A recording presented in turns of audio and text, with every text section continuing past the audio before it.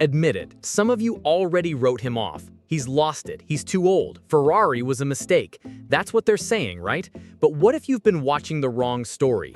Hungary wasn't just a bad race, it was a window into something deeper. A broken system, a silent war, and a driver who's done playing the nice guy. When Hamilton told Ferrari mid-race, maybe you should replace me, it wasn't a meltdown, it was a warning.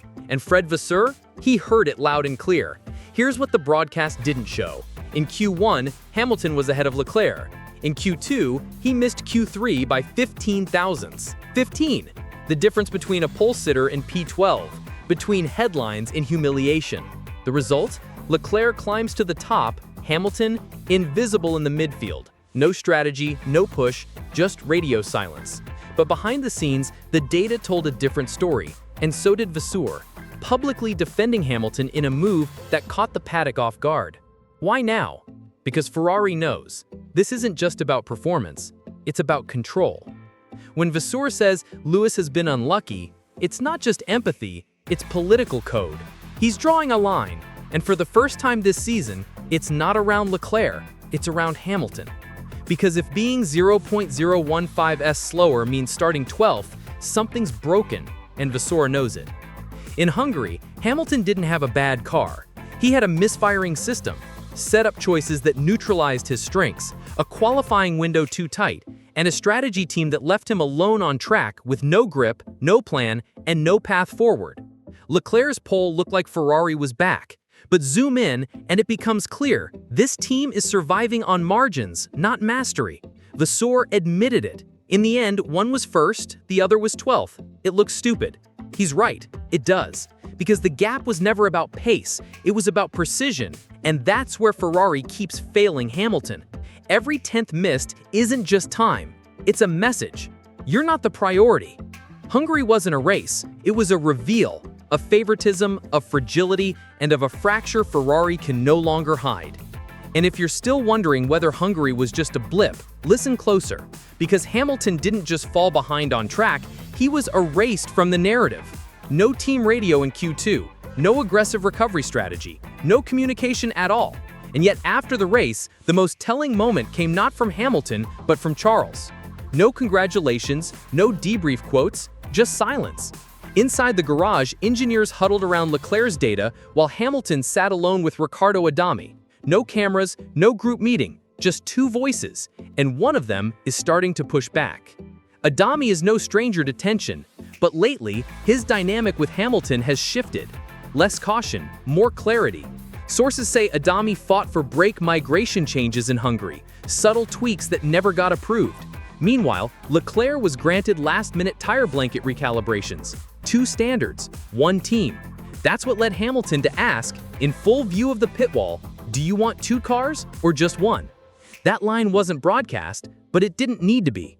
It's already echoing through Maranello, and everyone knows exactly what it means. What happened next proved the line was more than frustration, it was strategy.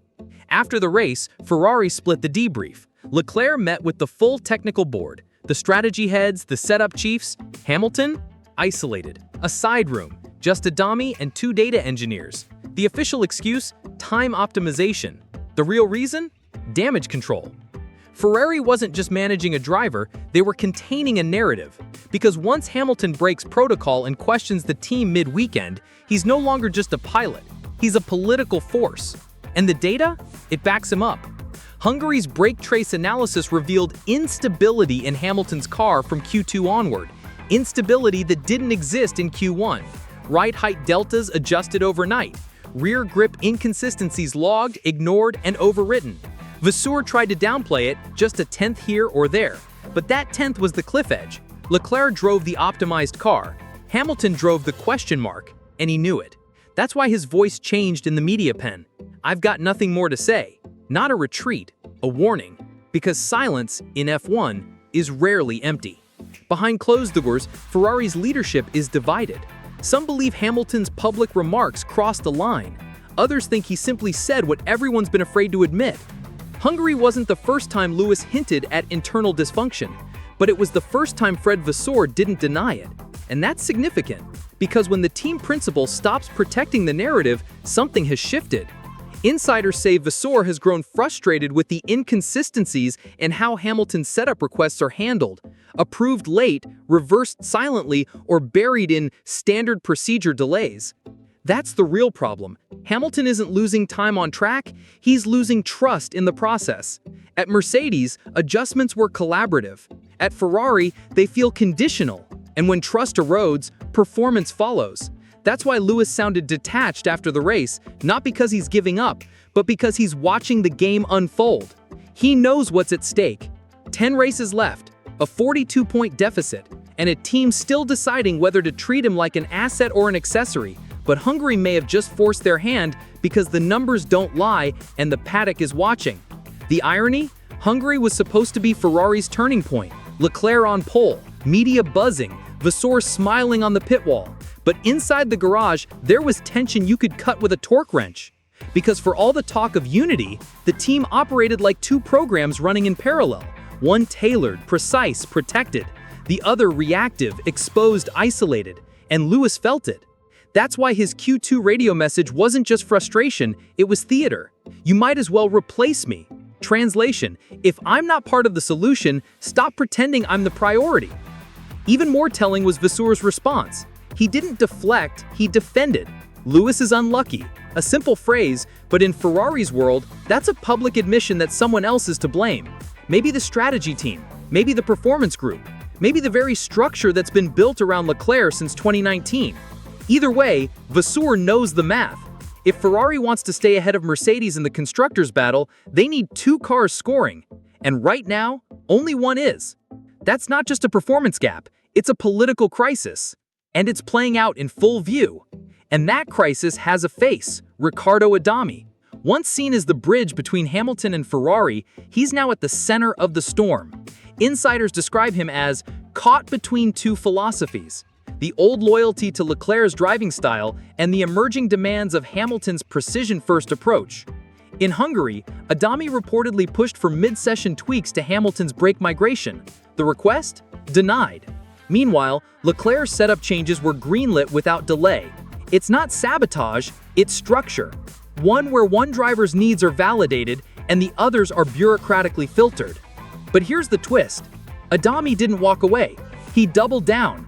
After the race, he joined Hamilton's separate debrief, bringing with him the full telemetry package, not a summary, the raw data stream. That move didn't go unnoticed. In Ferrari's language, that's defiance. Quiet, professional, but loud enough for the paddock to feel the ripple. Suddenly, Hamilton isn't alone. He's not just a frustrated driver, he's the nucleus of a growing faction within Ferrari. And with 10 races left, that's not a subplot. That's a power shift in motion. So now the question isn't what happened in Hungary. It's what happens next. Because Ferrari stands at a crossroads. They can keep pushing the narrative that Leclerc is the future and Hamilton is still adapting. Or they can face the uncomfortable truth. Their most decorated driver is asking the questions no one else dares.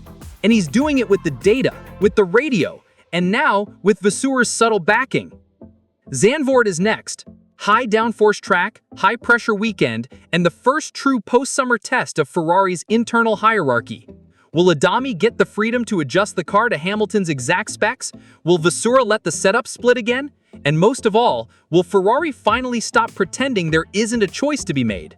Because right now, silence is no longer protection, it's provocation. The next chapter won't be about tenths, it'll be about trust.